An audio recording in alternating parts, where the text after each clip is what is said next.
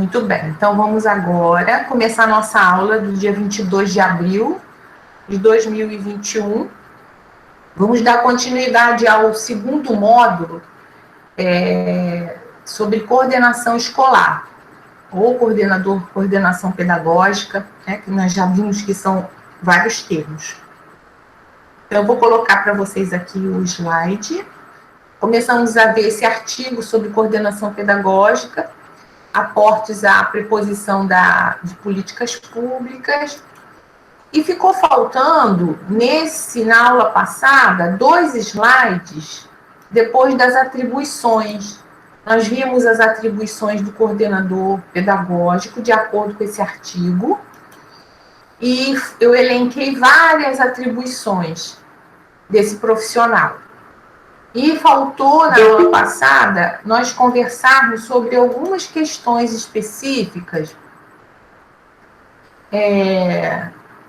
referente ao cotidiano desse profissional, que é exatamente as condições de trabalho. Nesse artigo que nós estamos finalizando, né, hoje, o primeiro artigo sobre coordenação pedagógica, a autora fala das questões, da problemática que existem, né, no dia a dia do trabalho do coordenador. E ela diz o seguinte, né, a pesquisa que ela fez mostrou que a coordenação pedagógica no Brasil é exercida predominantemente por mulheres casadas com filhos na faixa etária entre 36 e 55 anos, e a maioria tem magistério do 2º grau e graduação em pedagogia. E algumas têm especialização em alguma área da educação. Quer dizer, são dados da pesquisa, né, que ela conseguiu elencar. Então, vocês vejam que a maioria são mulheres, mas é claro que existem alguns homens fazendo atuando, né, nessa função. O tempo de atuação na escola em que trabalham no momento da realização da pesquisa, para 76% dos casos, era de até 5 anos de trabalho, que ela fez uma pesquisa, um questionário. Então, as pessoas que ela foi a campo e pesquisou, a maioria, 76% dos casos, tinha até 5 anos de atuação.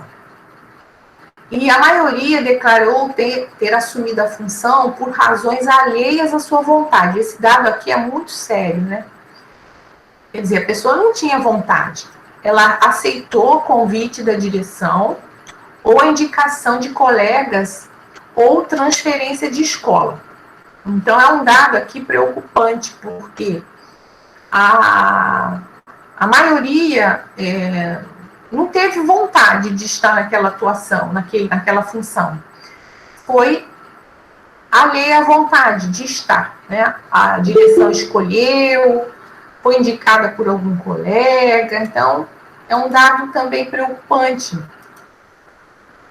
porque nós sabemos que para nós estarmos numa função, você primeiro tem que estar realmente gostando de estar naquele espaço e fazendo, né, o melhor. E também ela apontou o seguinte, que as condições físicas do trabalho, né, ela fez uma avaliação com as pessoas que ela pesquisou. Como nós vimos, esse artigo, ele teve uma metodologia de revisão bibliográfica, mas ela foi a campo. Ela fez entrevistas, um questionário com algumas pessoas. E de acordo com esses dados que ela pesquisou, né, indicaram o seguinte, que as pessoas que responderam disseram o seguinte, que necessita de melhorar as estruturas físicas e materiais da escola. E eles alegaram que o trabalho em equipe é bem animado. Está faltando alguns acentos aqui nesse texto. As condições são boas no âmbito pessoal, mas a estrutura física não é adequada. Ou ainda que a estrutura física possa ser considerada boa, faltam ainda muitas coisas para a escola ficar do jeito que a equipe deseja. Faltam reformas prediais e professores. Falta telefone no setor, falta pessoal e há o recebimento de uma demanda além da sua função. Quer dizer, eles atuam, né, realizando questões além da função deles. Então, isso aqui é importante. Eu achei importante destacar isso desse artigo, porque foram pessoas que concretamente responderam às perguntas dessa pesquisa. Tá ok? E eu tenho também tentado sempre coligar as nossas aulas à construção do TCC de vocês. Então, por exemplo, quem não vai a campo, não tem como, de repente, ter esses dados, né, das respostas, aí tem que preparar algumas perguntas relacionadas ao objetivo do seu TCC, e tem que fazer todo um levantamento até quantitativo. Por exemplo, como que ela conseguiu esses 76% de pessoas que atuam até 5 anos? Porque ela fez no questionário ou na entrevista a pergunta: há quanto tempo você atua? Desde que ano você atua? E aí ela fez um cálculo e chegou a essa conclusão. Que 76% dos casos que ela pesquisou, que ela entrevistou, tinha mais de 5 anos de atuação. Então, hoje nós vamos começar a conversar sobre um outro artigo. Esse aqui nós finalizamos. E eu até já coloquei lá no AVA para vocês. Então, hoje nós vamos ver o seguinte. Nós já vimos até isso na aula passada, as atribuições. Mas isso aqui é a mesma coisa. Não. Gente, eu estava nesse slide ou eu estava em outro? Ou eu coloquei esse agora? Vocês estão vendo agora o certo? Ou eu estava no slide errado, gente? Esse é o de semana passada, que a senhora estava finalizando. Ah, esses vocês viram, porque parecia que eu estava no outro. Não, tá, esse vocês viram agora, né? Sim. Tá. É porque parece que meu mouse foi lá para cima sem querer. Então tá. Então finalizei o nosso artigo da aula passada. E agora nós vamos iniciar a aula de hoje com um outro artigo que eu separei para vocês. Aula do dia 22. Finalizei da aula passada. Agora nós vamos continuar vendo o assunto coordenação escolar. E aí eu separei para nós trabalharmos um artigo científico, um TCC. O nome desse artigo, que é parecido com o que vocês, alguns já fizeram e outros vão fazer, o título é A Atuação do Coordenador Pedagógico no Cotidiano Escolar. A autora é Elaine Fernandes Moya Moreira. Ela é lá de Paranavaí, do Paraná, e esse artigo científico em formato de TCC foi feito em 2016. Então, não está tão antigo assim. Aí, o que acontece? É muito importante eu falar com vocês uma coisa que eu observei. Eu vou depois colocar lá no AVA esse outro artigo. E lendo o TCC dela com calma, como o outro, né? O outro artigo, eu vi alguns erros. Erros de concordância, erro ortográfico, erros na digitação, erros em algumas coisas assim da norma da ABNT. Então, eu até grifei em amarelo, vocês vão ver que quando eu for colocar lá no AVA, como eu já fiz a leitura dele todo, eu grifei em amarelo algumas coisas. Tá? Então, acontece, né? De repente não foi feita uma revisão antes da publicação, porque eu até alerto muito vocês quando estão fazendo TCC, antes de mandar a revisão, antes de mandar a versão final para a FABEL, é bom fazer uma revisão ortográfica com o professor de português, com alguém que entenda de digitação. Até parágrafo eu vi nesse artigo, que eu vou colocar lá para vocês, porque é bom vocês darem, quando vocês forem lendo, vocês vão percebendo. O espaço do parágrafo maior, coisas assim, questões de digitação. Isso é importantíssimo fazer uma revisão antes de enviar definitivamente para publicação, tá ok?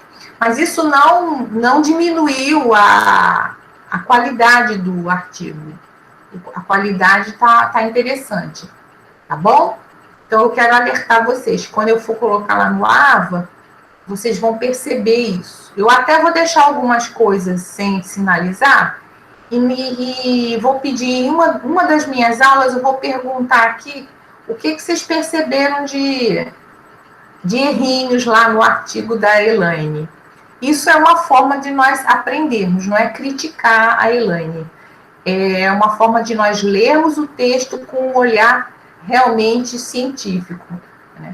O que está acontecendo ali naquele artigo tem um bom conteúdo, mas existem algumas coisas que deveriam ter sido revistas.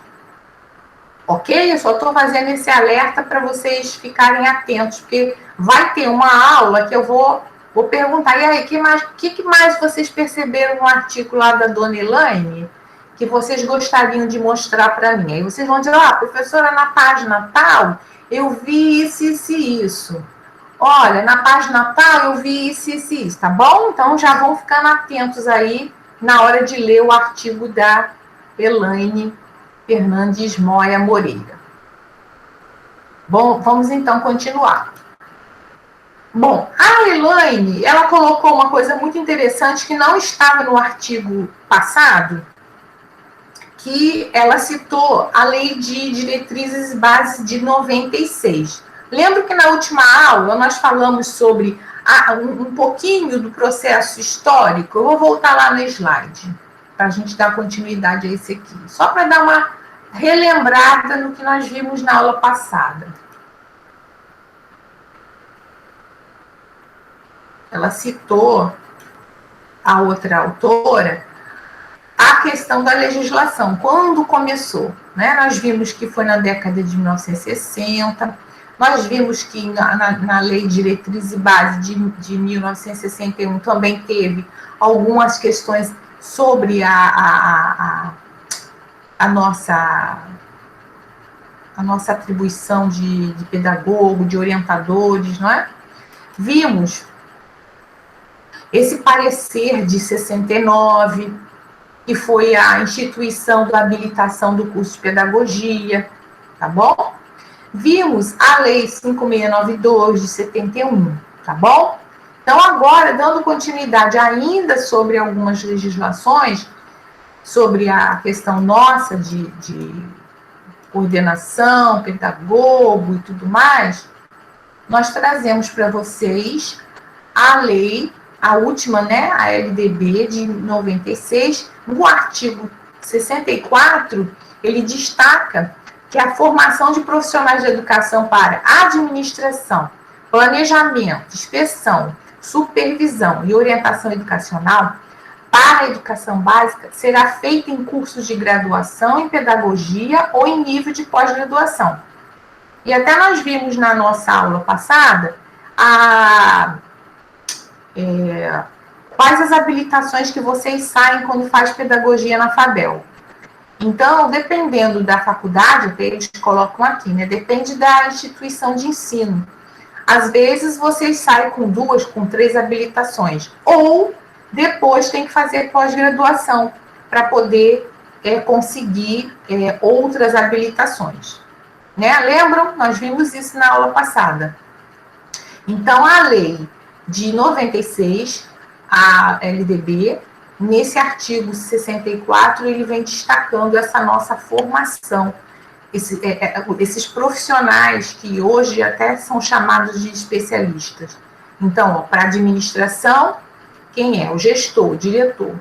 Planejamento ou inspeção, né, são as pessoas que fazem para coordenação ou para orientação pedagógica. Supervisão também. Orientação educacional também, nós já até tivemos o primeiro módulo, e assim por diante. Então, vai depender da instituição de ensino. Isso é importante nós sabermos, porque nós somos os pedagogos, nós somos profissionais, vocês estão fazendo um curso relacionado a essa, né, a essa profissão. Bom, e aí, ela traz também um pouquinho da história. E aí eu até já falei com vocês, na aula passada, que como que surgiu, principalmente essa questão do coordenador pedagógico, que ele era antigamente conhecido como um supervisor. E aí eu falei para vocês que existem supervisores que antigamente, né, eram chamados assim, que atuavam dentro da escola e os que atuavam fora, como visitas, né, eles faziam as inspeções. Hoje ainda nós temos esses profissionais que atuam assim em determinados municípios. Por exemplo, nós já falamos com o Paulo para nós estudarmos em Belford Roxo quais são os documentos que apontam a esses profissionais e as atribuições de cada um. Então, tem no município de Belford Roxo uma equipe de inspeção escolar que ela é extra-escola, ela é quem vai visitar as escolas. Dentro das escolas, tem os antigamente chamavam supervisores também, mas hoje chamam orientadores pedagógicos.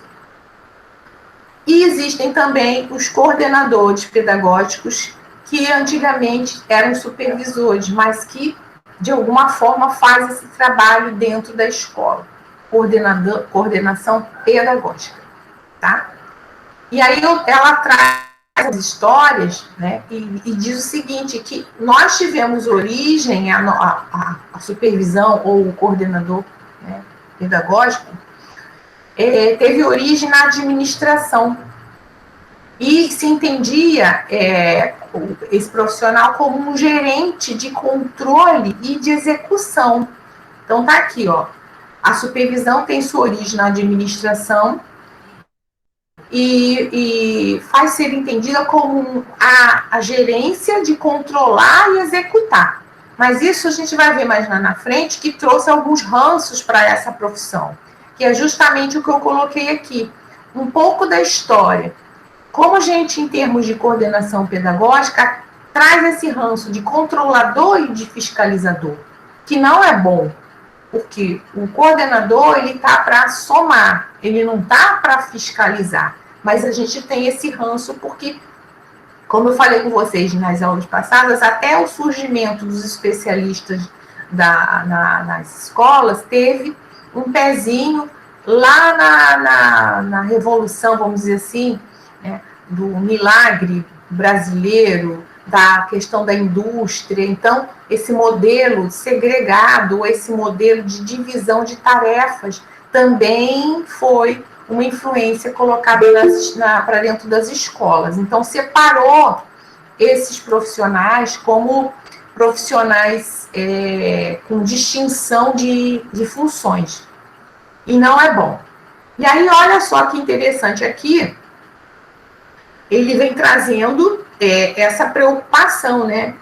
Nesse contexto, né, o papel do supervisor seria observar e apontar erros do professor e não trabalhar conjuntamente na busca de solucionar os problemas encontrados. Então, é muito sério esse ranço que essa função, né, de coordenador traz até hoje.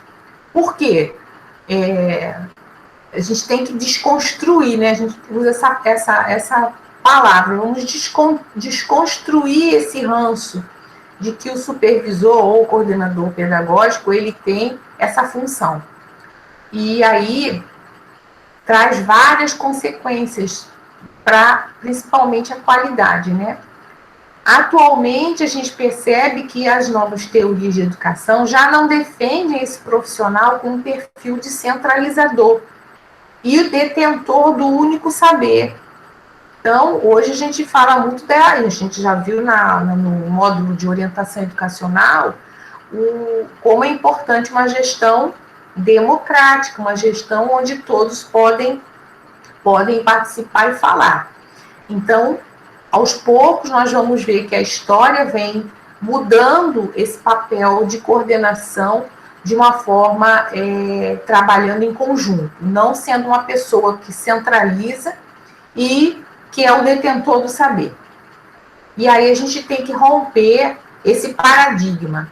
A palavra paradigma significa, assim, uma verdade, né? Uma verdade que por muito tempo foi considerada correta. Então, nós temos que romper essa verdade que foi muitos anos defendida pela própria realidade que as escolas, né, implementavam.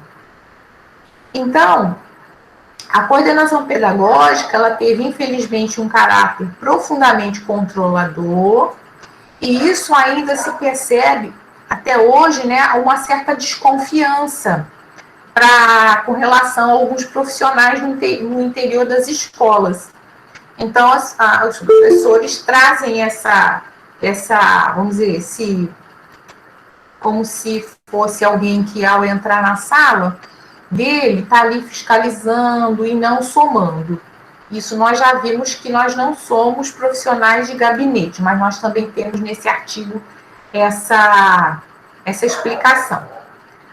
Aí, continuando com relação a essa centralização de poder e todos esses aparatos que nós trazemos, né? A história nos trouxe e nós carregamos, infelizmente, esses ranços. Por isso tudo, o coordenador pedagógico fica, às vezes, perdido no cotidiano escolar. E isso é muito sério, né? Quando a pessoa fica só naquela percepção de fiscal. Então, o coordenador pedagógico, antes dessa denominação na escola, recebia as mais diferentes atribuições e funções. Então, ele recebia e ele era o fiscal, né? Então, ele atuava como fiscal, checando o que ocorria na sala de aula e normatizar. O que é normatizar? Estabelecer ali as normas, o que podia ou não ser feito. Aí a autora alerta sobre essa questão do coordenador ficar perdido. Por que ele pode ficar perdido, né? Porque, às vezes, se ele tiver pouco conhecimento pedagógico, ele não vai conseguir criar vínculo com ninguém na escola. Pois esse profissional, ele pode perder a confiança, ele pode perder a possibilidade de fazer um trabalho mais cooperativo e, vamos dizer, perder até o respeito, né? E isso, no cotidiano escolar, é muito ruim, porque o próprio grupo pode começar a desconsiderar essa pessoa. Aí, o que eu trouxe para vocês para ilustrar isso, para que esse coordenador pedagógico não fique perdido? Tudo que ele não deve ser. Escolhi essa imagem até para ilustrar bem esse processo aqui. O coordenador pedagógico, ele não deve ser o fiscal do professor, ele não pode ter essa postura, porque senão ele vai ficar perdido no cotidiano escolar, sim. Ele não tem a função também de ser dedo duro. Nós vamos ver daqui a pouco esse texto falando dessas questões aqui. Ele não deve ser pombo correio que fica levando recado da direção para o professor, do professor para a direção. Ele não pode ser um tapa-buraco. Aconteceu alguma coisa, o professor faltou, ou teve algum problema, o coordenador vai lá e tapa o buraco. Ele não é um burocrata. O que é burocrata? A pessoa que só fica resolvendo papéis, fazendo relatórios, e não consegue sair do gabinete, que aí já é a segunda questão que está aqui embaixo. Porque se ele se perder com muitos papéis, claro que existem os papéis que nós temos que dar conta, fazer relatório, diário de classe, né, o professor e esse coordenador acompanhar. Mas se ele só ficar se preocupando com essa função de ser um burocrata e ficar preso no gabinete, na sala dele, não vai ter um diálogo com o professor e com a escola de uma forma maior. E também ele não pode ser, tudo é não, tá? Não é um diário. Por que diário? Aquela pessoa que vai fazer aquele controle rígido de todas as questões. E também ele não pode ser generalista, que vai dar conta, como um povo, como está aqui a figura, né? Tentando dar conta de tudo ao mesmo tempo, que ele não vai dar conta de nada. E por último, aqui abaixo da imagem, ele não é coringa, ele não é tarefeiro, ele não é quebra-galho e ele não é salva-vidas. Então é um alerta, né, que nós temos que ter. Nós temos que saber conhecer direitinho as nossas atribuições e não se perder no cotidiano, como está aqui no parágrafo, no slide anterior. Né? O coordenador pedagógico pode ficar perdido no cotidiano escolar dele, se ele, de repente, tiver todo esse aparato aqui do não fazer e ele fazer. E aí existe, como nós vimos no slide anterior, pode perder a credibilidade, a escola pode, né, não ter mais uma postura de respeito, porque o grupo percebe quando a pessoa não consegue ter um controle sobre o dia a dia dele. Tá? Então, vamos seguir. Aí eu separei aqui o parágrafo no nosso artigo, que essa pessoa alerta sobre esses não. Não podemos ser fiscais, não podemos ser dedo duro, não podemos ser pombo-correio, não podemos ser tapa-buraco, não podemos ser burocratas, não podemos ficar presos no gabinete, não podemos ser diário, não podemos ser generalistas e nem coringa, tarefeiro, quebra-galho, salva-vidas.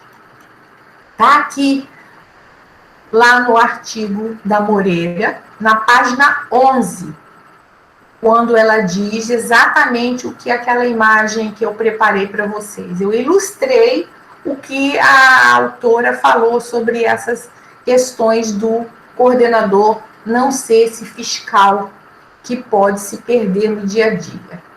Mas aí ela usou um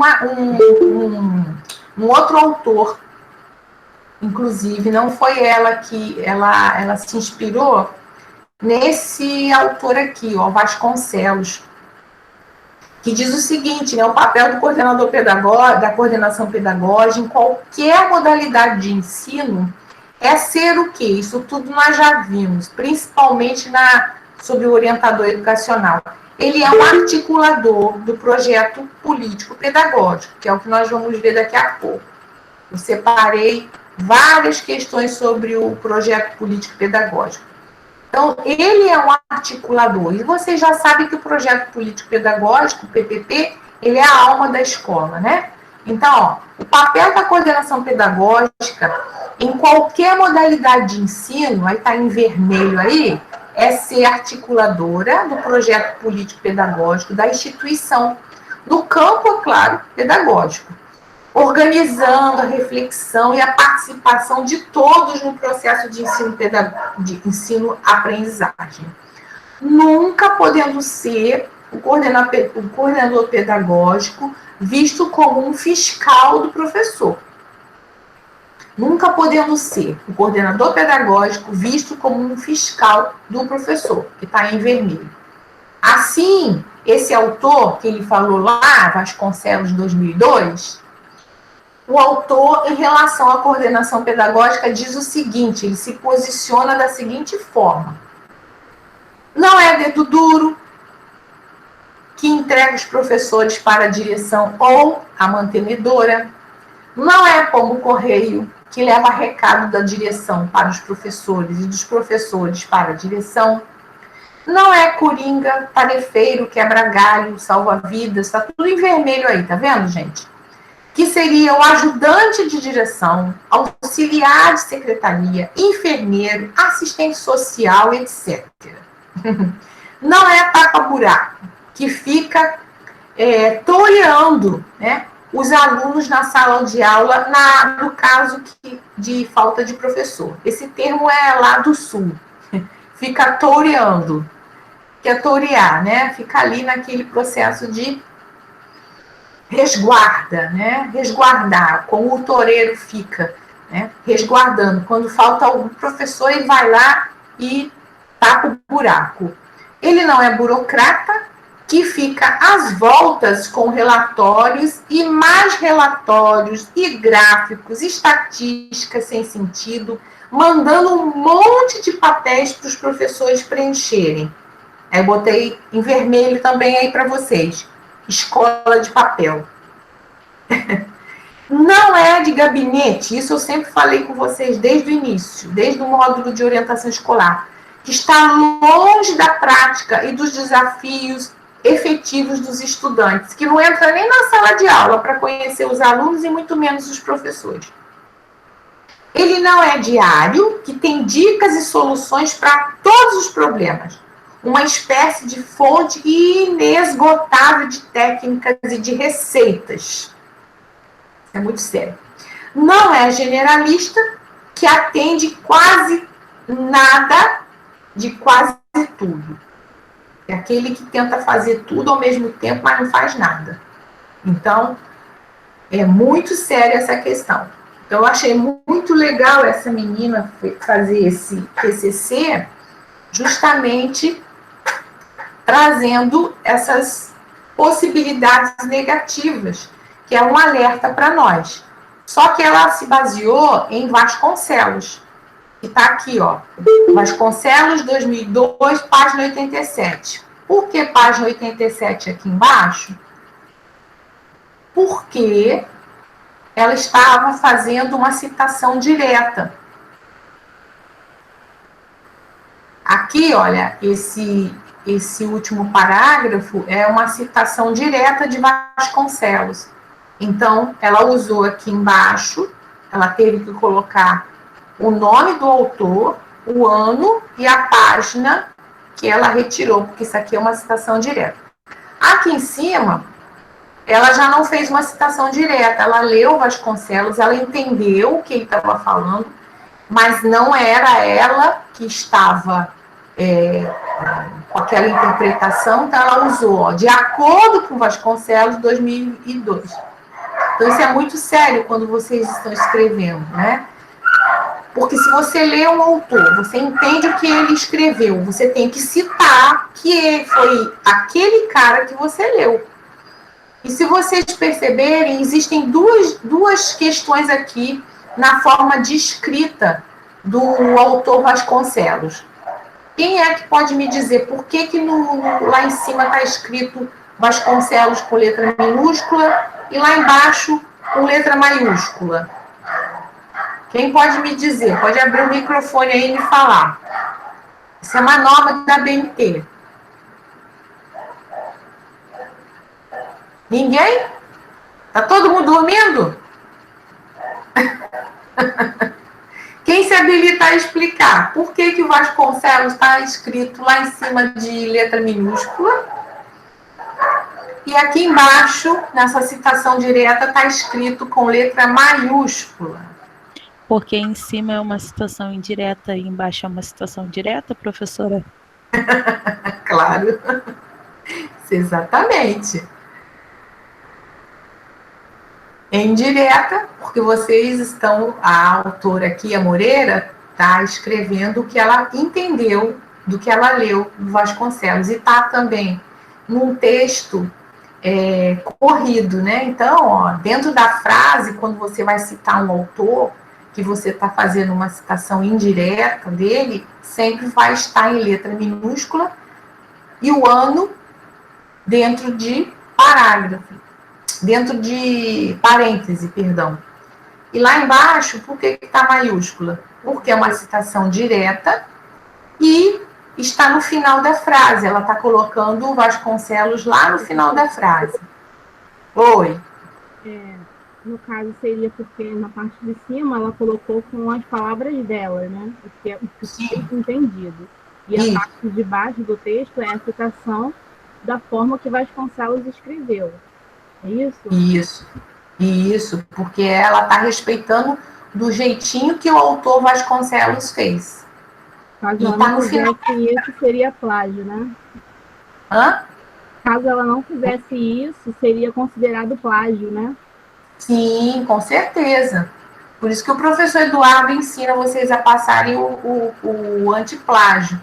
Porque se pegar uma citação direta de algum autor e não colocar o nome dele, é fácil perceber que é plágio, entendeu? Porque aquela obra já está publicada, então está tudo sendo controlado com relação a plágio.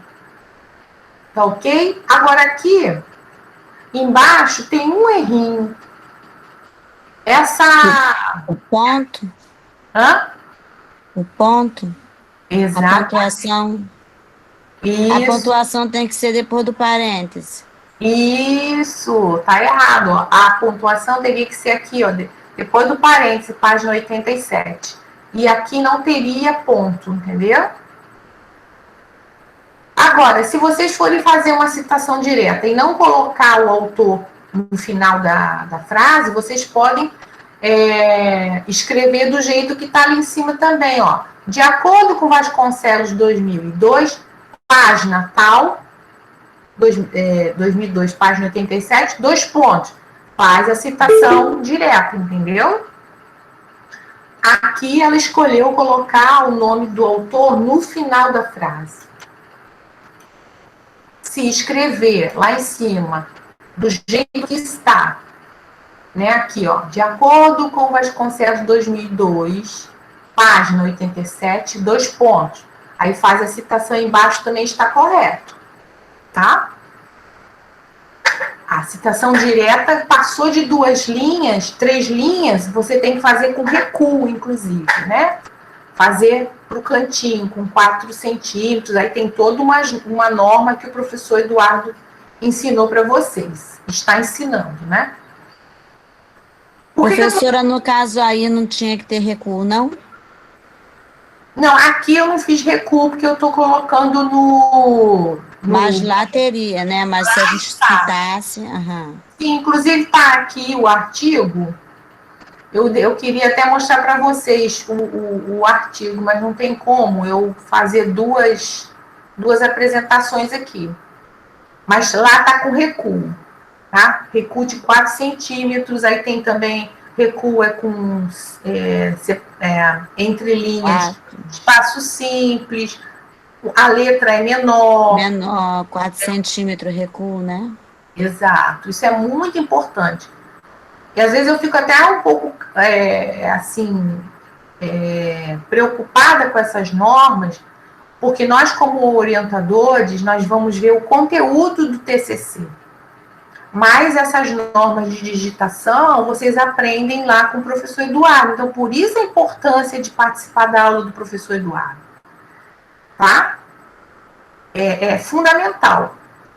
Então, por isso que eu faço assim, eu estou dando aula, estou falando sobre coordenação pedagógica agora, mas eu estou mostrando aqui para vocês as normas de escrita, porque vocês vão ser profissionais, pesquisadores para o resto da vida. E, às vezes, você vai fazer um documento na escola, você também tem que dominar essas, vamos dizer assim, essas normas, né, da ABNT. Então, é legal para a vida toda, né, aprender essas questões, tá bom? Então, eu achei muito legal trazer isso para vocês. Como existem questões do coordenador pedagógico. Aqui também vale para a orientação educacional, vale para todos os profissionais da escola. Nós não podemos ser esses profissionais desse tipo aqui. Né? Dedo duro, pombo-correio, tapa-buraco, o burocrata, que só fica preocupado com papel, com gráfico, estatística, Nós temos que ser um profissional de equilíbrio. Então, não é só pensarmos nas nossas aulas, a atribuição do coordenador são essas, mas nós também temos que ver o que não podemos ser, ok? Bom, agora eu vou falar com vocês, nós vamos começar novamente a verificar algumas atribuições do coordenador escolar, ou supervisor, ou orientador pedagógico, tá? Porque nós sabemos sobre essas nomenclaturas. Nós já vimos na aula passada essas atribuições aqui. Aí eu voltei a colocar aqui nos slides para nós não nos perdermos.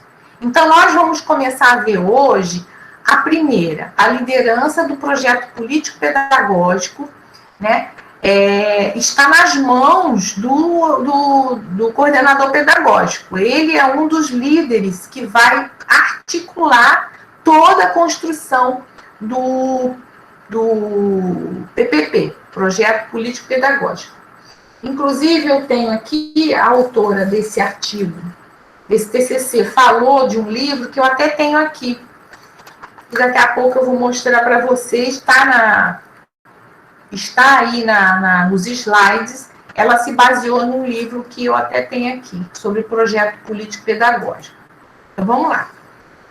Isso é muito importante. Por que a professora está falando de coordenação pedagógica, falando de projeto político-pedagógico? E vocês têm que conhecer, têm que saber fazer um projeto político-pedagógico.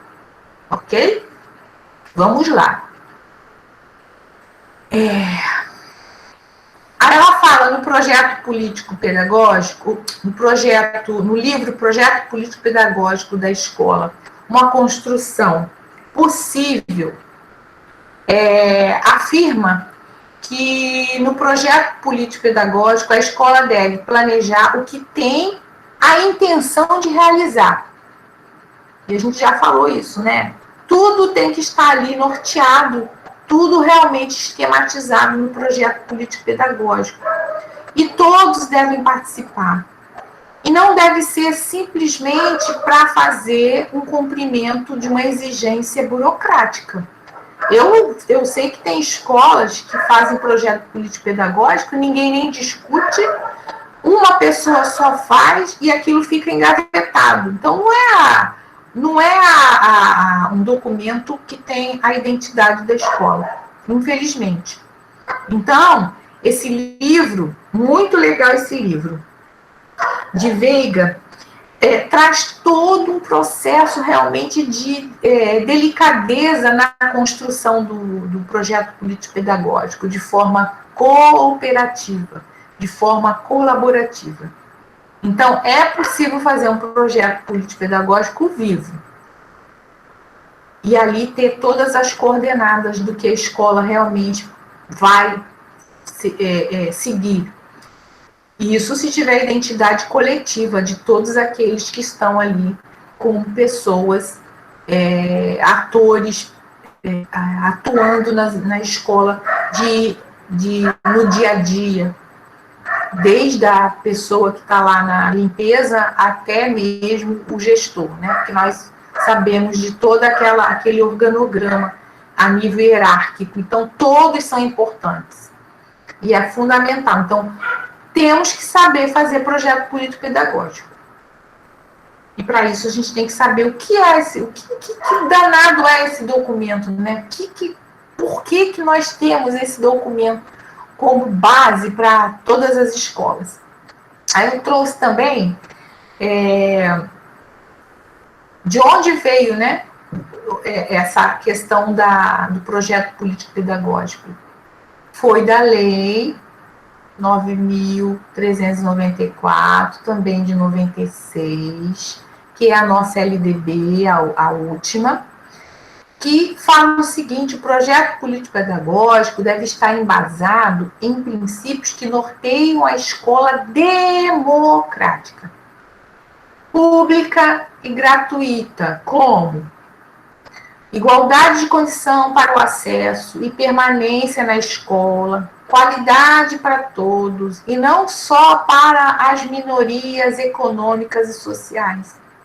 Ter uma gestão democrática que envolva a participação dos representantes dos diferentes segmentos da escola nas decisões e ações. Isso aí, gente, está lá na nossa LDB.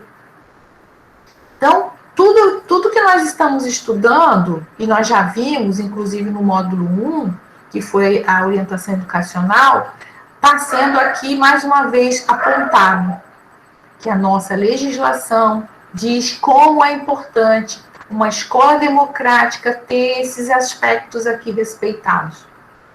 Agora, aqui só está para a escola pública, mas nós também temos que pensar essa mesma posição para as escolas privadas. Ok?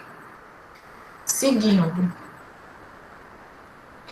Professora, uma pergunta. Pode fazer. O PPP, ele não teria que ser acessível a pelo menos a diretoria, aos professores, todos, dar uma olhadinha? Sim, o PPP, ele é da escola. Todos devem ter acesso. Todos devem conhecer. Inclusive, como eu falei para vocês, existe, pelo menos nas redes públicas, no início do ano, tem a semana de planejamento. Essa semana de planejamento, ela é separada justamente para atualizar o PPP, planejar as ações do ano, que é planejar de uma forma geral. E separar alguns dias dessa semana para rever o PPP, ou para apresentar o PPP para as pessoas que, de repente, são novas na escola. Entenderam? Ótima sua pergunta, porque tem pessoas que não conhecem o PPP da escola onde trabalham. Então, isso é muito sério, porque todos devem saber quais são as diretrizes, quais são as normas estabelecidas em todas as áreas da escola. E aqui eu trouxe para vocês, quais são os elementos básicos para construir um projeto político-pedagógico. Ele tem que ter, número 1, alguém está colocando alguma coisa no chat? Porque eu não estou vendo. Sou eu, professora. Leandro. Professora, isso é só uma curiosidade. Foi levantado um assunto aqui numa empresa acerca desse PPP. Esse PPP a senhora pode falar um pouco mais desse PPP? Por gentileza? Posso. A gente está exatamente agora entrando no PPP. Nós vamos ver aqui agora quais são como é que é feita essa estrutura do PPP. Certo. Gente, infelizmente eu não vejo aqui toda hora o chat, porque eu estou lá nos slides, entendeu? Então, eu estou vendo aqui algumas mensagens, a Bela colocou, realmente eu falei muito isso com você no TCC, né?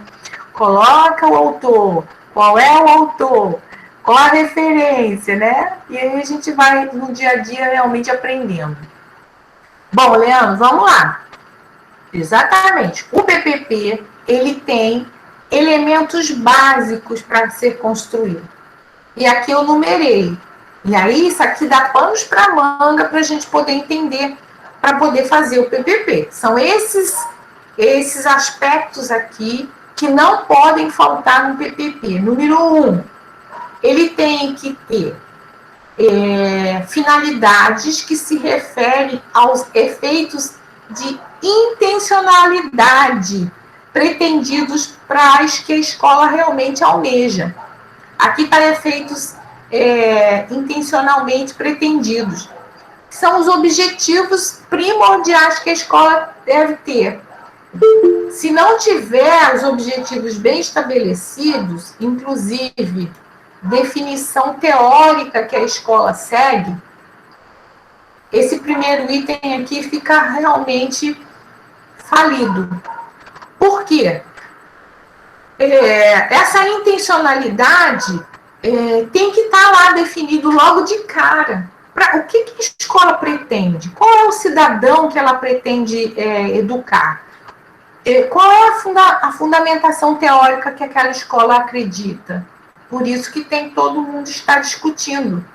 Porque, por exemplo, se uma escola defende que, teoricamente, ela sócio-histórica, defende que a criança tem que aprender fazendo trocas com o professor, com o colega, tem que construir o seu conhecimento fazendo o convívio social, tem que ter realmente uma aprendizagem que a criança pegue o concreto. Se ela diz no PPP que ela tem essa finalidade, mas na prática é uma escola que tem uma prática engessada, onde a criança não tem direito de falar, onde a criança só copia e cola, onde a criança não tem oportunidade de construir junto com os colegas, você está contradizendo tudo aquilo que está no PPP. Entendeu? A escola tem que definir que caminhos, que intenção ela tem para esse cidadão, para essa criança. Ela quer construir um cidadão crítico? Ela quer construir um cidadão que pense? Ou ela quer construir um robô? E aí tem que definir a sua intencionalidade teórica. Entendeu? Eu já vi PPP dizendo que, nossa, a escola é sócio-histórica, é de acordo com Vygotsky, é de acordo com Piaget, é de acordo com não sei o quê, mas na realidade não é. É totalmente contraditório. Então, esse item número 1 aqui, ele é primordial. Agora, se a escola também não tem espaço para formação, para estudo, né? Nós temos os grupos de estudo, que é justamente para estudar as bases teóricas que nós acreditamos. Por exemplo, eu acredito no processo de alfabetização de acordo com Paulo Freire, mas usa o método fônico, ou usa um método lá, uma cartilha completamente tradicional, onde a criança, para aprender a escrever, vai ter que copiar 100 vezes a letra. É contraditório, tô entendendo? Então, a base teórica, a escola tem que saber qual é que ela vai defender. Aí todos ali, não, nós vamos defender essa proposta, vamos realmente ser histórico-cultural, vamos defender a proposta de Paulo Freire, vamos defender que a nossa escola é uma escola democrática. Isso tudo é o primeiro item que nós temos que colocar. Qual é a nossa finalidade? Quais os efeitos que nós temos que ter? Qual é a nossa intenção pretendida para que aquela escola realmente tenha um papel significante na comunidade? Tá bom? Segundo item que tem que ter no PPP, a estrutura organizacional, que visa identificar como é estruturada a escola, como é realmente... Eu até mostrei para vocês na outra aula, eu trouxe para vocês aquele organograma, deixa eu mostrar para vocês, vou mostrar mais ou menos isso aqui, ó. Estrutura organizacional da escola. É mais ou menos isso que nós temos que fazer e tem que ter no PPP. Quais são os profissionais que existem na escola? Como é que está organizada essa estrutura hierarquicamente? No PPP tem que constar. Ok? A estrutura organizacional, que vai até o porteiro. Qualquer profissional que tenha na escola tem que ter lá o organograma garantindo a presença desse profissional de uma forma que tenha também lá o registro no PPP. Entenderam o item 2? Podem perguntar se tiver dúvida, tá? Vamos voltar lá. Professora, então, Oi. O PPP, ele consiste nas características objetivas da empresa?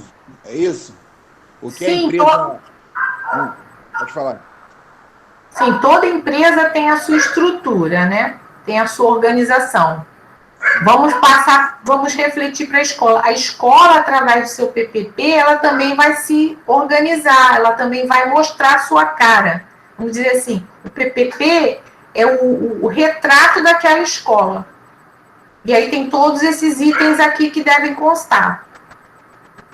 Estamos no item 2 ainda, que é a estrutura organizacional. Então, tem que ter lá no PPP, a escola tem que mostrar o seu organograma. Como é estruturado? Quais são os profissionais e quais são as relações funcionais entre elas? Por exemplo, vou voltar lá no organograma. Como é que elas funcionam? Por exemplo, ó, lá no PPP tem que constar. Por exemplo, o pessoal de apoio, aqui tem uma setinha. Eles estão diretamente ligados ao coordenador de turno, dentro desse organograma aqui. Quem vai lidar diretamente com o pessoal de apoio, que são os agentes de apoio à inclusão, mediador, intérprete de Libras, auxiliar de limpeza e merendeira, é quem? O coordenador de turno. Não é o coordenador pedagógico diretamente que vai lidar com esse pessoal. Então, o organograma ele vai apresentar quem está ligado a quem. Por exemplo, aqui, o secretário escolar. Quem está ligado diretamente ao secretário escolar é o auxiliar de secretaria. E o auxiliar de secretaria está ligado diretamente ao coordenador de turno. São as questões mesmo as funções e as ligações entre elas. Isso se chama estrutura organizacional, que deve constar no PPP. Ok? Por exemplo, o inspetor de aluno, ele também está ligado aqui a setinha, diretamente com o coordenador de turno. Aqui, ó, o professor. O professor, ele está ligado a todos, porque vem gestão, equipe, que é o coordenador pedagógico, o orientador, o secretário, o coordenador de turno e logo em seguida o professor. Então, ó, o professor, dentro da estrutura organizacional, ele está ligado a esse campo aqui, ó. Ok? Ó as setas, ó. Tá vendo? Entenderam o item 2? Vou voltar lá. O item 2 do PPP.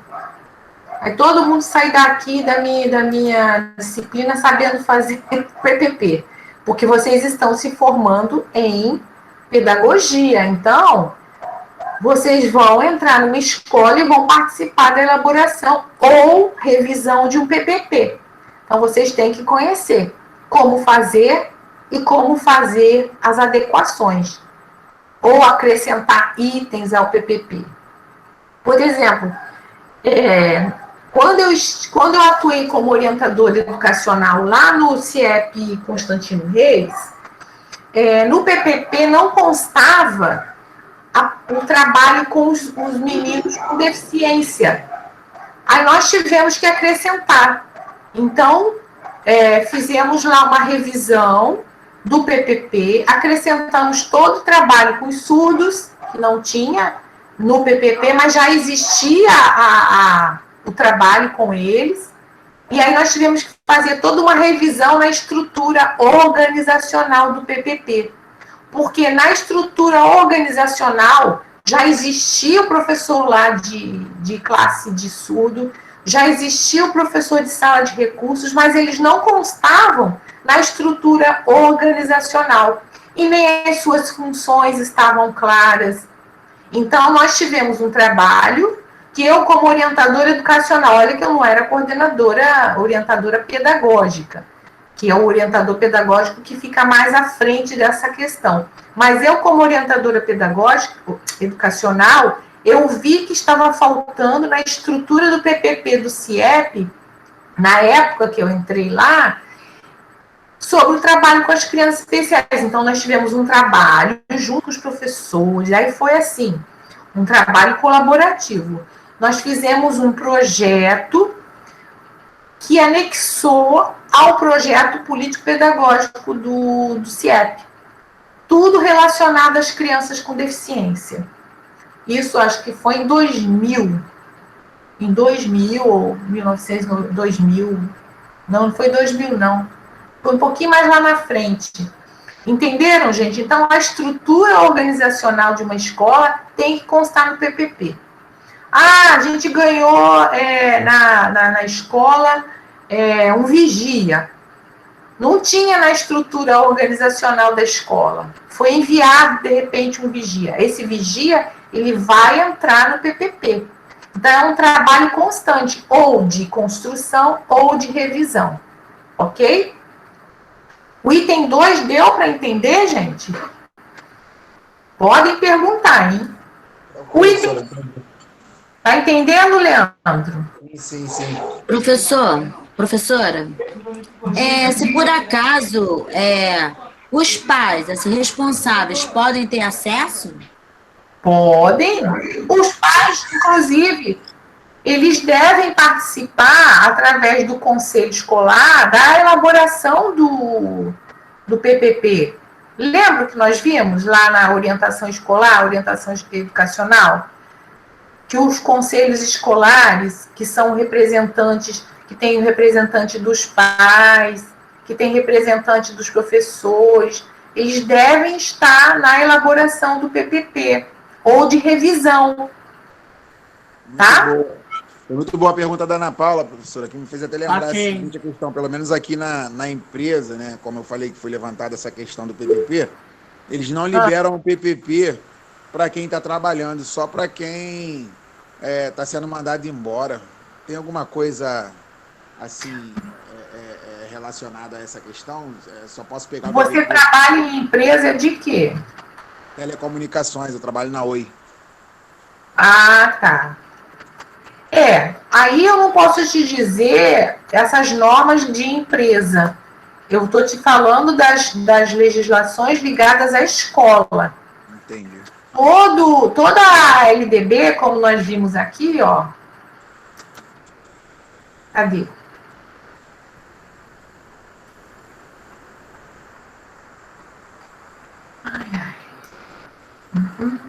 Deixa eu achar aqui o slide, que é justamente que enfatiza a questão da LDB de 1996, que fala do PPP. Agora eu não estou encontrando aqui. Falei para vocês hoje. Espera aí que eu vou encontrar. Aqui, ó.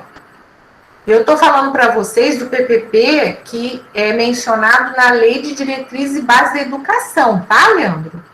Então, a empresa Oi, ela tem lá os regimentos ou estatutos, eu não sei dizer. É diferente. O que eu estou passando para você aqui agora é o PPP escolar, que deve todo mundo ter acesso. Não só acesso, mas também construção e revisão. Todos da escola. Desde da pessoa que faz parte do pessoal de apoio, de limpeza, até o gestor. Entendi, professora. Eu devo ter bebido um pouco d'água aí no início da aula. PPP significa o quê? Que ele só ouço falar em PPP, mas eu não sei o que significa a sigla. Projeto Político Pedagógico. Ah, é? Sim, aqui. Entendi. O que é o PPP? Projeto Político Pedagógico. Então, é tudo relacionado à escola. Tudo, todas as normas, todas as questões que a escola vai estabelecer tem que estar no projeto político pedagógico. Por isso que eu... Oi. Fale, pode falar. Boa noite, desculpa te interromper. Quem tá falando? Eu não peguei o começo. Tawane tá quebrando a sua Então, não sei se a fala. senhora já falou. Você falou? É a Tawane. Tawane, isso. Fala, vamos ver. Agora sim, fala. Consegui? Tá conseguindo me ouvir? Não sei se a senhora falou no começo da aula. Ih, meu amor, olha só, é melhor você escrever. Não dá para escutar você direito, a sua conexão não tá boa. Se alguém tiver com o fone ligado aí, também dá microfonia, se tiver outra pessoa além dela. Tem que ser só ela. Isso. Tawane, escreve aqui tua dúvida no chat, por favor. Vamos lá. Fica à vontade, o Tawane, de escrever aqui, meu amor. Professora? Oi, Vanessa. Vanusa. Aqui, deixa eu responder primeiro aqui. Quem é o responsável por montar... Meu amor, queridos, é porque você não estava no início, né? Quem é o principal responsável? Já volto aí, tá? Para montar o PPP. Gente, responde a Tawane para mim. Quem é o principal responsável? Professora, não é o coordenador, não? Exatamente. É o coordenador pedagógico, que é esse nosso módulo agora. Ele Olha que eu nem estava no começo da aula, hein, professora? Mas eu tive a introdução da aula da senhora no primeiro período. Aqui, ó. De acordo com o Vasconcelos 2002, o papel da coordenação pedagógica em qualquer modalidade de ensino é ser a articuladora do projeto político-pedagógico da instituição no campo pedagógico, organizando a reflexão e a participação de todos nos processos de ensino-aprendizagem. Nunca podem ser o coordenador pedagógico visto só como fiscal. Tá? Respondido? Tawane? Respondido? Vanusa, fala, Vanusa. Professora, como a senhora mesmo mencionou, que quando na estrutura, que quando entra como vigia, aí tem que ser reformulado. E quando a escola perde um profissional, e como é que fica esse PPP? Aí tem que retirar, ele fica da mesma forma, como é que fica? Sim, se ele perder para sempre e aquele profissional realmente não tiver mais, né, espaço, aí tem que rever o PPP, colocar um adendo, por isso que todo ano o PPP é revisto, te retirando do organograma. Tá? Sim. Se ganhar, vai ter que rever o PPP e colocar.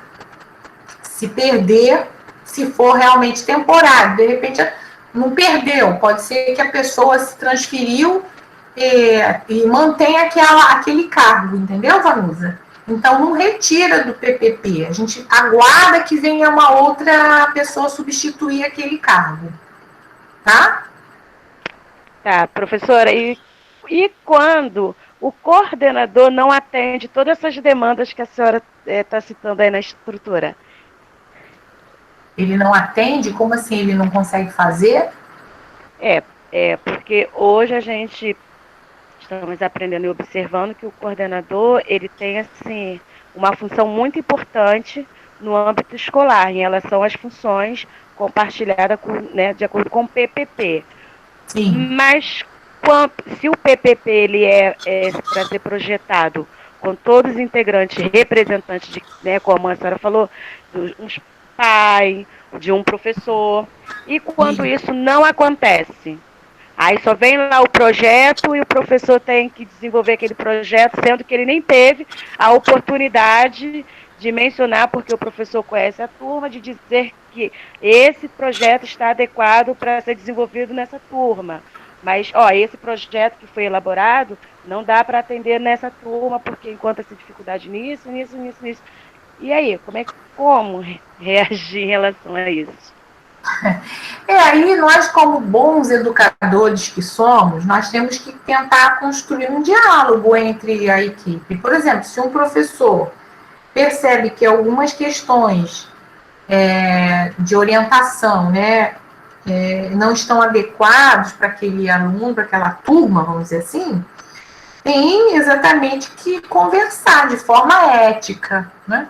Chamar esse profissional para uma conversa junto com a equipe. Para isso a gente tem os conselhos de classe, nós temos os grupos de estudo, Entendeu? Porque se o professor ele se mostra interessado em conversar com a equipe, que a equipe está ali para somar, como nós estamos vendo desde o início, né? O primeiro artigo nosso, nós vimos uma escola democrática. Porque se uma escola não tem uma abertura para diálogo, fica difícil, você está tendo dificuldade em implementar uma questão da turma. De repente vem uma coisa, né, de cima para baixo, não é isso que tem que ser feito, é o PPP da escola que estabelece isso e tudo mais. Mas você não está vendo que está dando certo, chegar a quem de direito. É claro que, como eu falei para vocês, existem questões éticas que nós temos que ter muito cuidado. Não sei quem foi que me perguntou uma vez numa aula, mas existem alguns profissionais que não tem pedagogia e, de repente, está ali na função, né? Não é concursado, não está preparado adequadamente. Existe todo um processo ético, né? E nós temos que ter muito cuidado em lidar.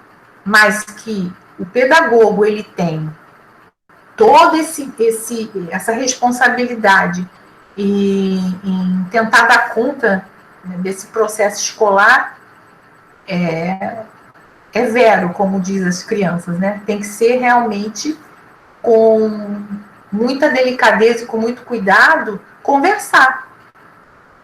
Agora, existem casos e casos, né? Existem questões na escola privada que já...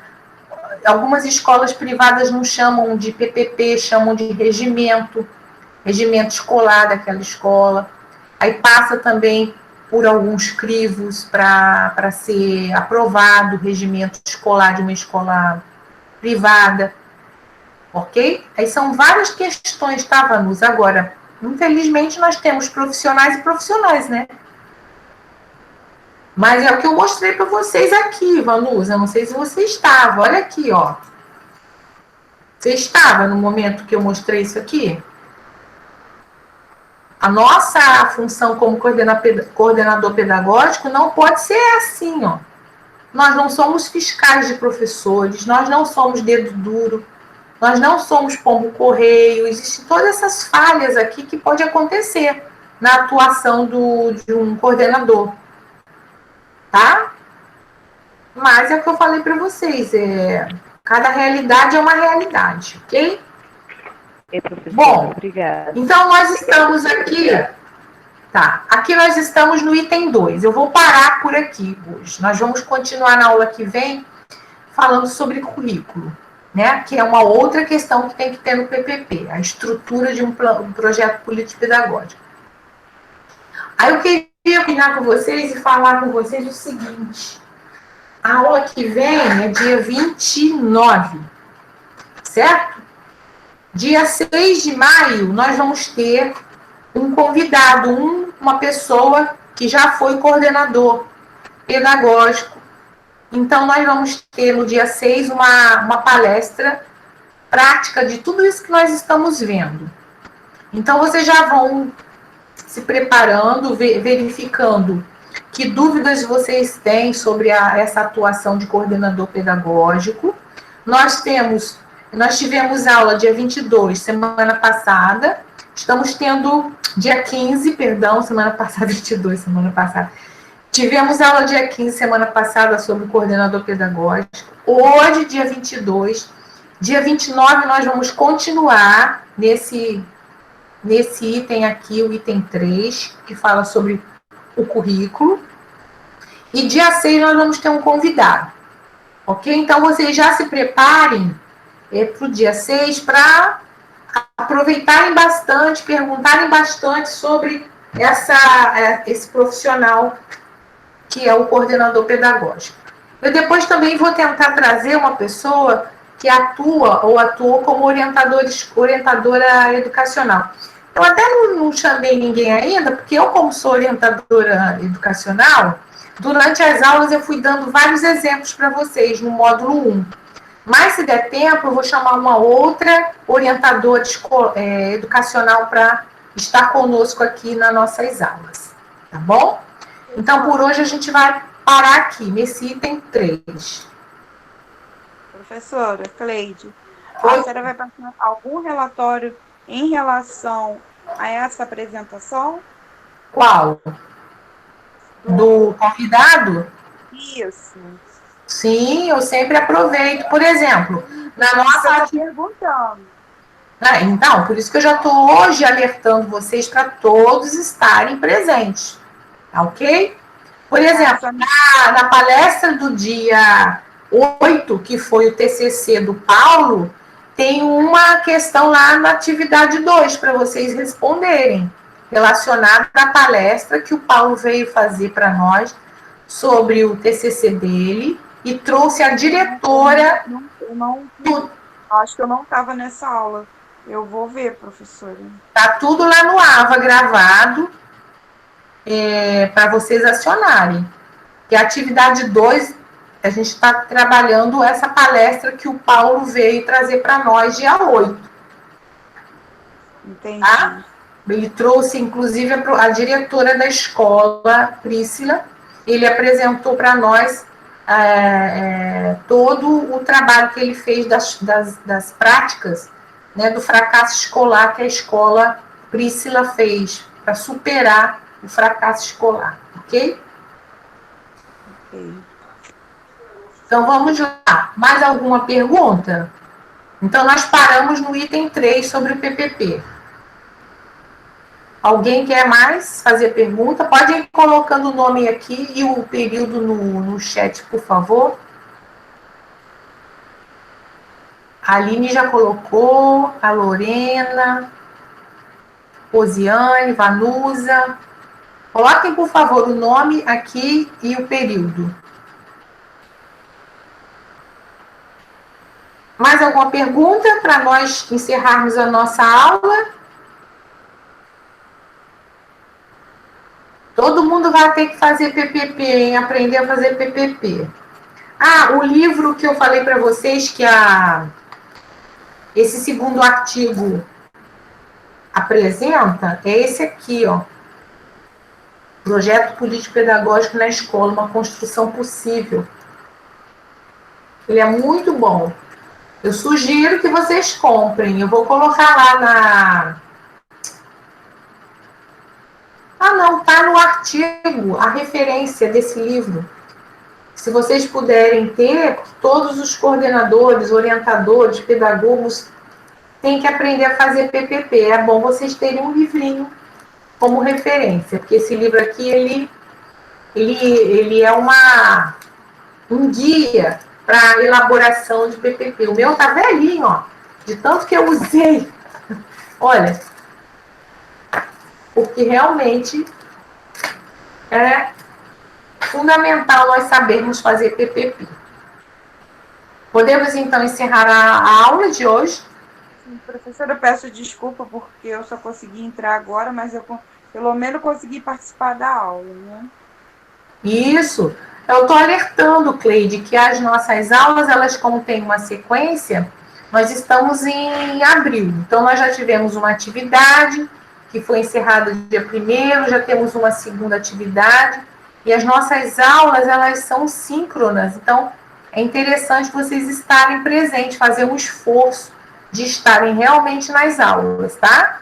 Como eu falei, gente, eu estou tendo, assim, muito cuidado de alertar as pessoas agora para que não aconteça em pleno mês de junho começar a aparecer pessoas que nunca deram as caras nas minhas aulas. Eu falo que é como se nascer a fênix, sai das cinzas. Professora, eu quero uma chance, me dá uma chance. Eu estou dando chance à beça desde fevereiro já. Ok? Então, nós temos que acompanhar as aulas. Eu peço encarecidamente um esforço de vocês. Tá? Quando tem problemas, eu entendo, mas eu tenho aqui o controle da presença, eu coloco aqui, ó, vocês acompanham, debatem aqui comigo. Então, é interessante que todos façam o mesmo esforço. Tá bom? Tá bom. Boa noite, professora. Fica na paz. Boa noite, Fica professora. na paz.